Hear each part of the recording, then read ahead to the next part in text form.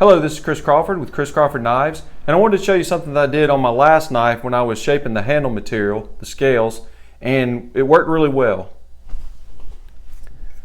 So this is just a piece of orange G10 that I'd messed up before. You can tell how close that pivot hole is to the front. So this was no good. I set it aside. I set pieces that I mess up aside and pull them back out when I want to test things and do things. But previously, the way I would shape this is I'd get a piece of masking tape and I'd fold it over and make a tab. Then I would stick it to the handle material like this, and it'd give me something to pinch and hold on. You know, I'd kind of put my knuckle on there and my thumb on there, and I'd try to shape it, you know, the way I wanted to favor the top. I could put a little more pressure here and all. And this worked pretty good. In fact, that's the way I've been doing it. If you've seen any of my slip joint videos, you would have seen me doing it that way. The problem with this is the tape will kind of get loose, especially if you have you know, a synthetic like this where I'm dunking it in water and stuff. The tape, you know, loses some of its stickiness and comes loose. And also, because it's not real stiff, you don't have a whole lot of control. But to me, it's better than sitting here like this and getting the tips of my fingers stuck, you know, in the grinder, trying to hold it like that, and then the grinder grabs it and jerks it out of your hand. Well, on this last knife, I was doing this, just kind of came about it without really thinking about it. But what I have here are some pins.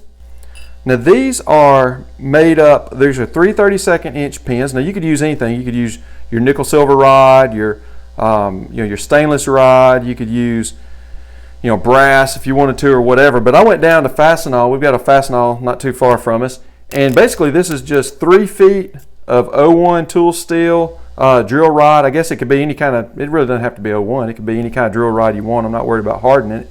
But I got 2 of these 3-foot rods, basically 6 feet of it for less than $4.50, and that included tax. So from that, I'll be able to make a ton of these little pins.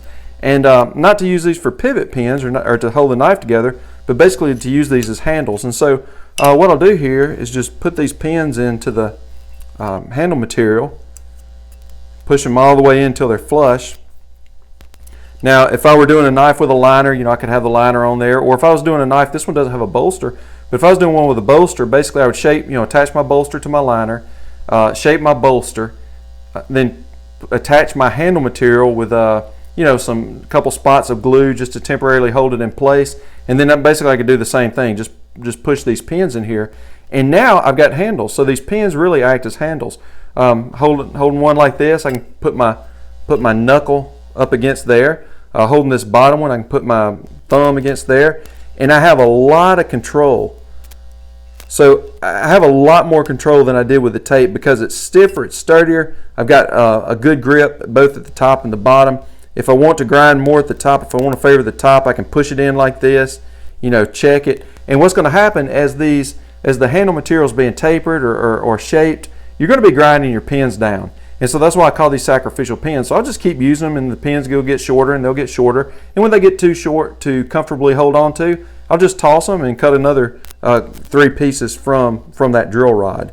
So I'm not going to go ahead, I'm not going to grind this today. I don't have all my ventilation, everything set up, but basically I just wanted to show you these pins and how using these sacrificial pins really give you something to hold on to when shaping your handle material. And it made it a lot easier on that last one. And so this is the way I plan to do it going forward. Thanks.